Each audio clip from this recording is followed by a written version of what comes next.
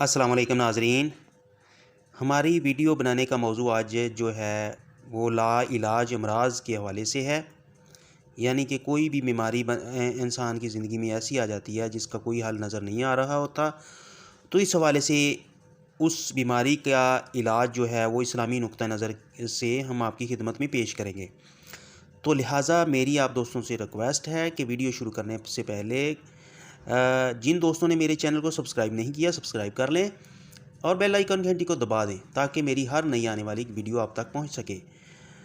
تو لہٰذا لا علاج امراض کے حوالے سے میں جو آپ کی خدمت میں جس بک سے اس کا حل پیش کرنے جا رہا ہوں وہ میرے سامنے پڑی ہے، لہٰذا آپ میرے ساتھ رہیے گا۔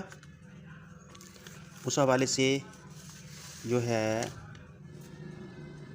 حضرت فاروق اعظم رضی اللہ تعالیٰ عنہ سے روایت ہے کہ حضرت صلی اللہ علیہ وآلہ وسلم نے فرمایا کہ جو شخص بارش کا پانی لے کر اس پر مندرجہ ذیل آیات پڑھے گا تو قسم ہے اس ذات کی جس کے دستے قدرت میں میری جان ہے اور جبرائیل علیہ السلام نے مجھے خوشخبری دی ہے کہ جو شخص متواتر 7 دن صبح کے وقت اس پانی کو پیے گا اللہ تعالیٰ ہر ایک بیماری سے اس کو دور فرما دیں گے۔ سبحان اللہ۔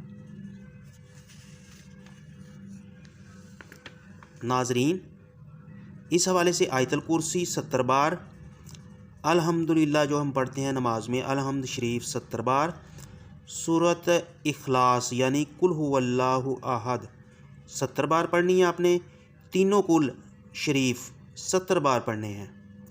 تو ناظرین یہ تھا لا علاج امراض کے حوالے سے اس کا حل۔